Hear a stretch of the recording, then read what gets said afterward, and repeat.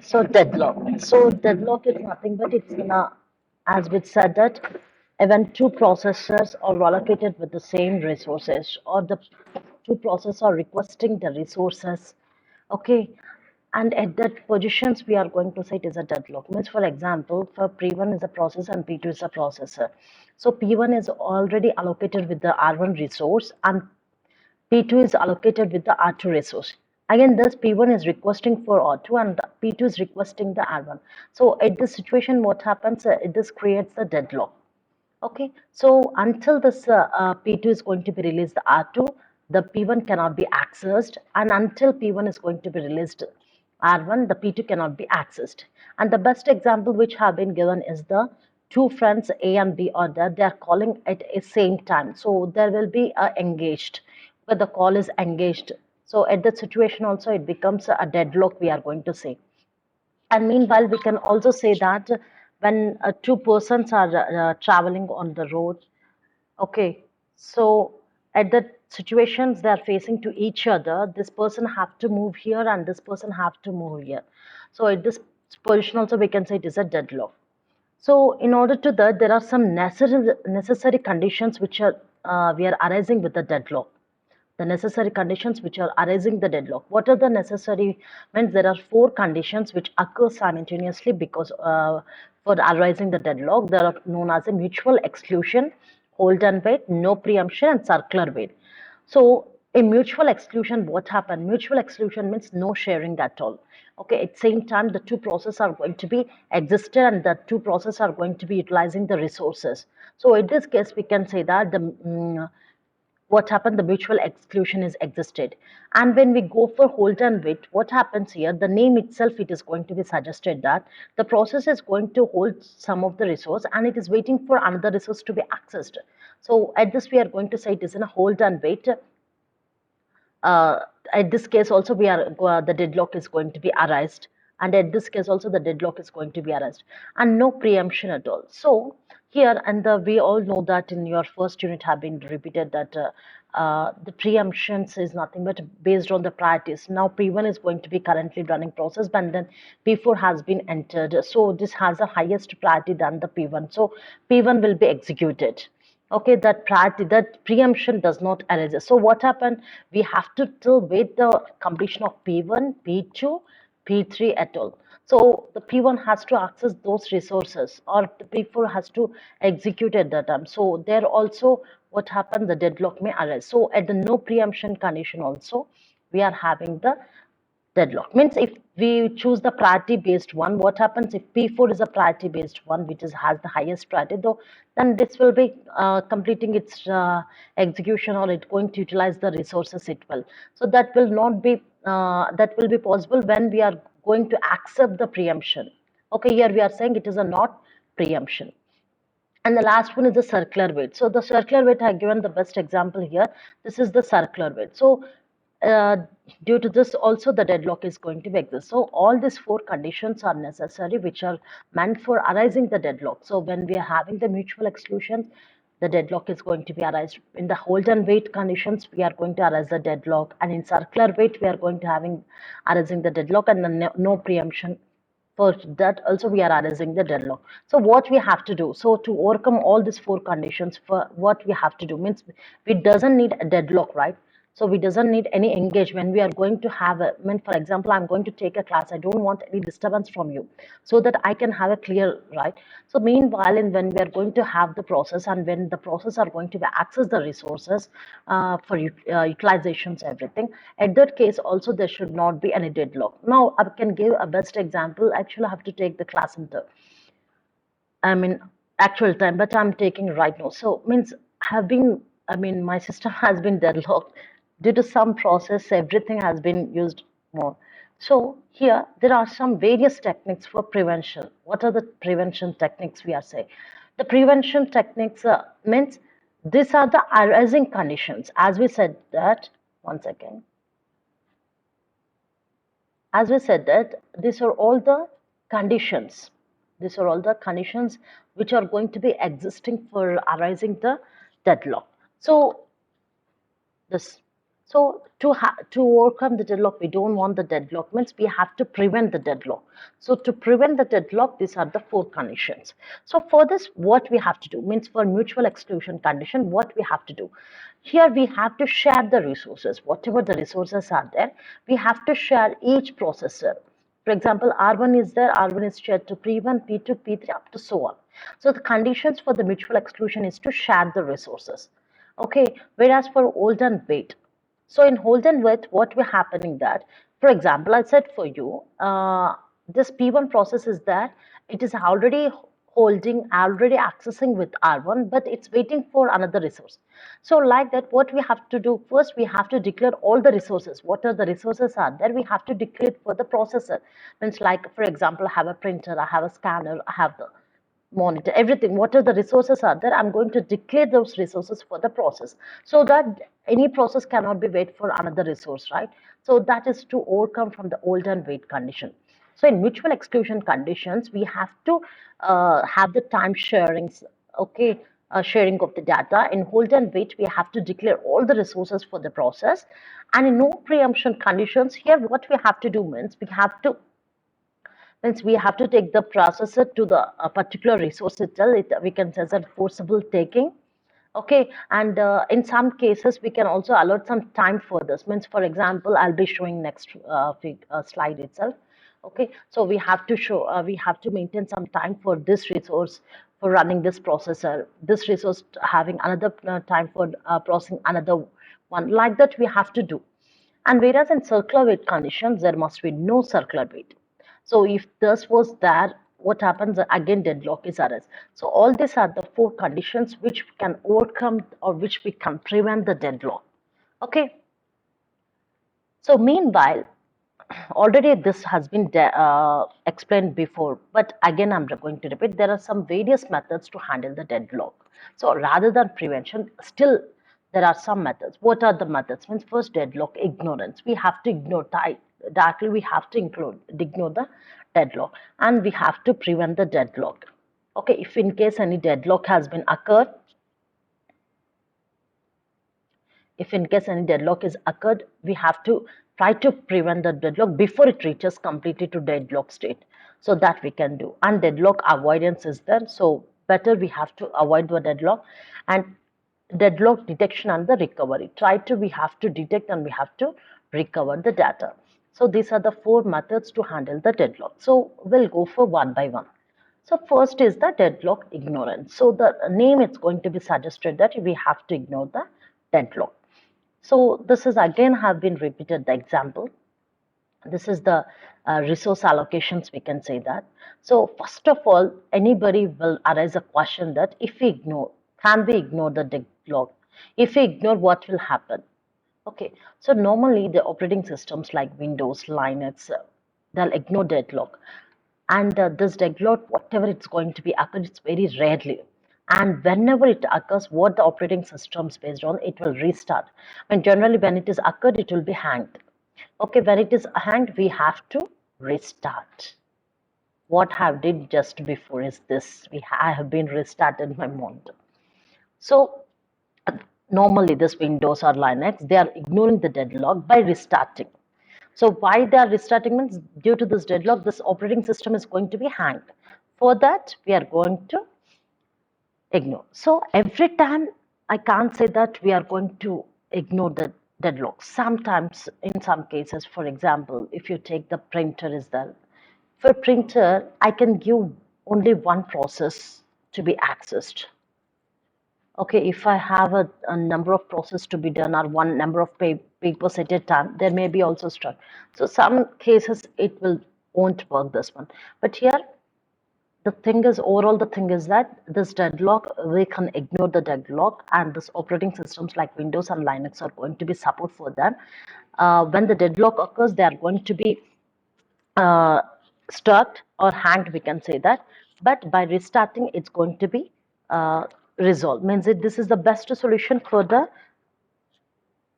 deadlock. Okay, and the printer, why again? Because means printer will be the one of the best example when continuously the papers, or I mean, we can say the task has been given at some same time, the printer may be hanged. So this is the best example I can give for deadlock. Okay, next, deadlock prevention. As we all discussed just now, we are deadlock prevention to find out the solutions for deadlock when it is going to be occur. Either we have to do that, we have to make the or remove the these things. We have to make false all these things. We have to make all the four conditions as a false, or we have to remove any one of the condition, any one or all. So most probably we can't do all, we can remove one of the condition. So what are the conditions I said for you? That is mutual exclusion. I said for you, it's actual mutual exclusion. There'll be no sharing resources, but just by sharing the resources in case of printer, for the printer it is not shareable. You have to remember that. Okay, so we can share the resources, everything, but in the printer it is not shareable. That's why every time we can't make this mutual exclusion as a false. Actually, if we make this false, what happens? We can share the resources. Okay, but at the printer case, this is not possible. And hold and wait, as I said for you, this is possibly by when we are declaring all the resources. And no preemption false means here, no preemption false means we can say preemption is true. Okay, means preemption has to exist. If preemption exists, there will be two things, that is priority can be existed, and by using the time quantum, we can also process the, we can allocate all the resources to the processors itself. Okay, this time quantum method is nothing but allocating some time to the process to access the resources. So this is the figure, the example have been given. So process P1 is that this is allocated with some time T1. Here T1 is the time, and this is R1, which is the resource. So at time T1, the P1 has been allocated. So in time T1, no other processes are going to be entered. Okay, time T2 itself, the P2 has to be entered like that. Okay, and for circular weight false, what we have to do, we have to remove the circular weight, but by removing it is a solution for us? No. So here what we are going to give the, whatever the resources are there, we are giving some number like 1, 2, 3 like that. So if P1 is there, to access the resources, we can directly say as it is a 1. For P2, we can say the access is 3. Like that, we are going to use the resources and numbering. Okay, according to the number, the process has to utilize the resources. So these are all the things for deadlock ignorance and deadlock prevention. Deadlock avoidance, it's nothing but we have to avoid the deadlock. And for this, overall, the concept when explained here, process of recovering from deadlock means if it is, means avoid means we can avoid, not possibly every time we can't avoid means due to using some multiple process, the deadlock will be arising. So it can't be avoid completely. But if it is comes, we can say that we can prevent, we can ignore. And here there are some processing steps for recovering from deadlock. If deadlock arises, what happens? What are the steps we are going to take for this? That we are going to learn here. So first of all, this process of recovering the deadlock from the deadlock, we can say that in general, the operating systems does not apply any mechanism, or it does not apply any preventions or anything. So therefore, the system will be considering the deadlock will definitely occur. So in order to get rid from these deadlocks, actually the operating systems, it's based on the time it is going to be checked any deadlocks have been arised or anything.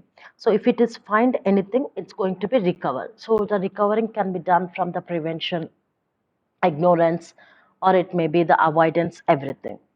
So here, in meanwhile that there are some two approaches for breaking a deadlock. So in arising that when operating in the operating systems when we arise with the deadlock, so there are two approaches which for deadlock that means when deadlock arises, there is a some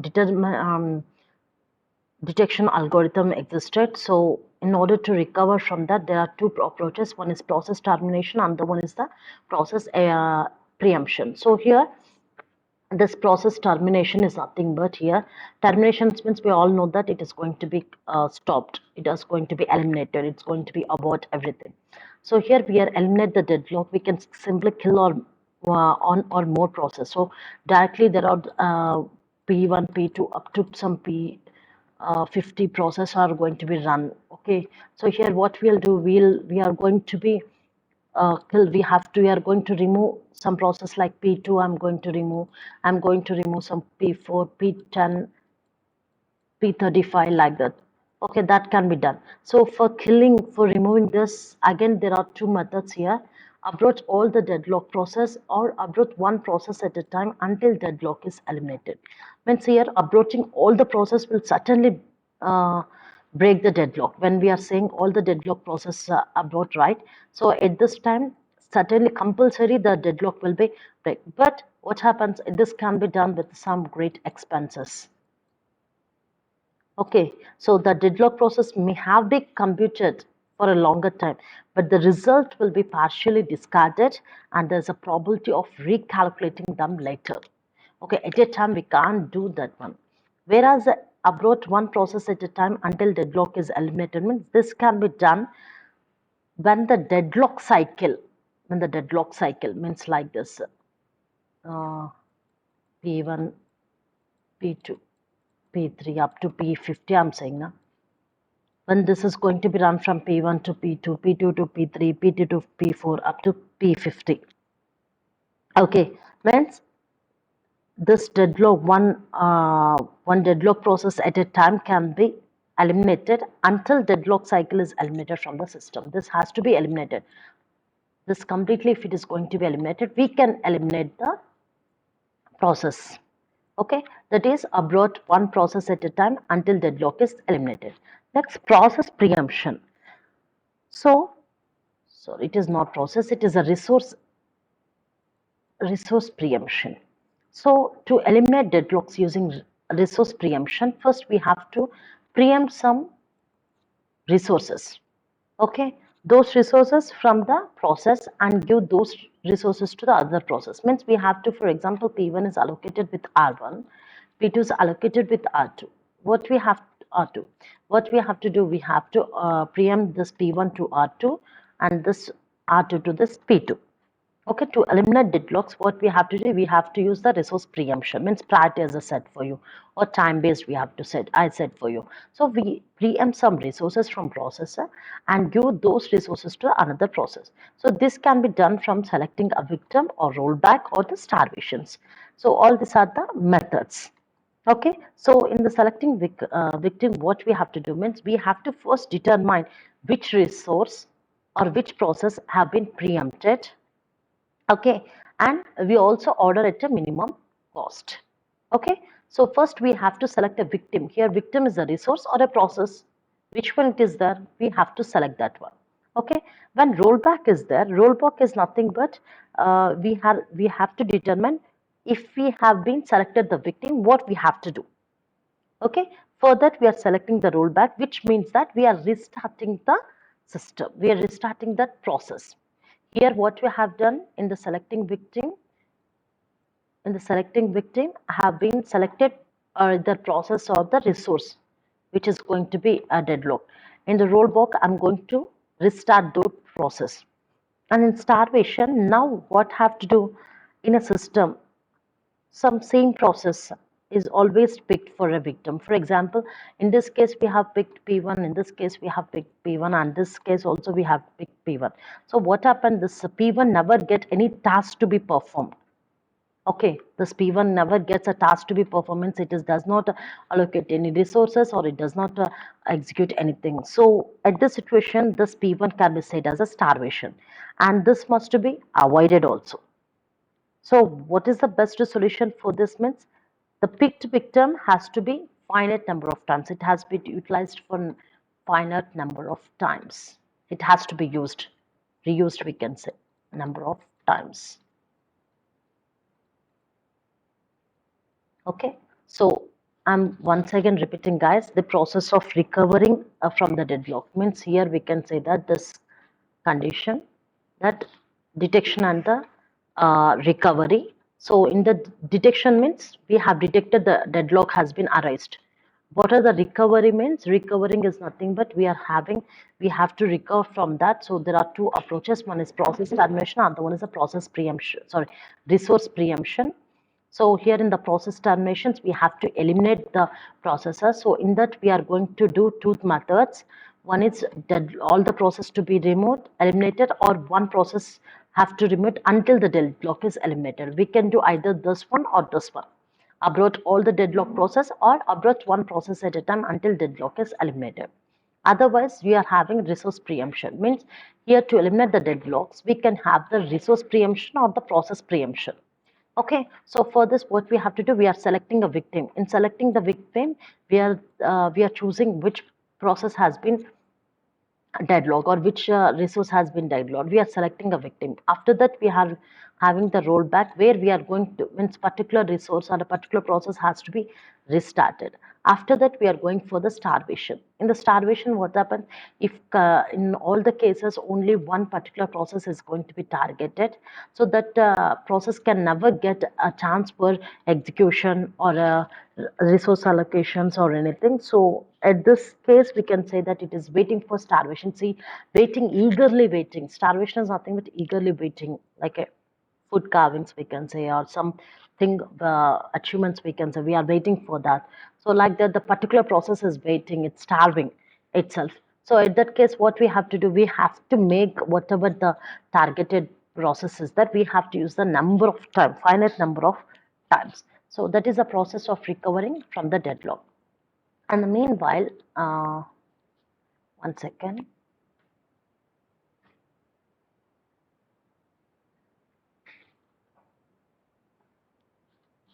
Yes.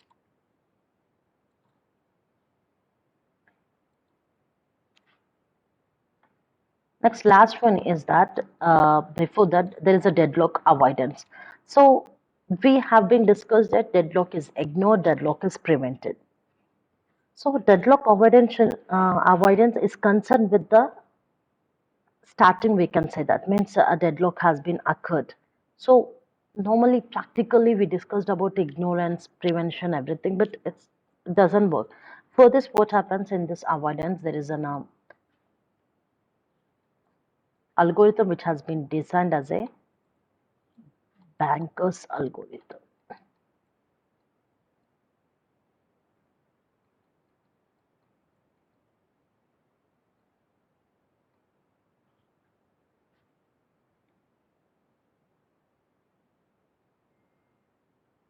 Okay, so this is an algorithm designed for the similarities in solving the problem where the banker waiting to disburse loans, okay, from various customers.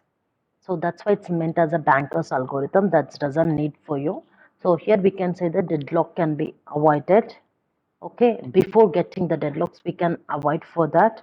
Okay, so to that there is a designed an algorithm called banker's algorithm for solving the problems of bank with wanting to disburse their loans from various customers to limited resources, to limited the resources.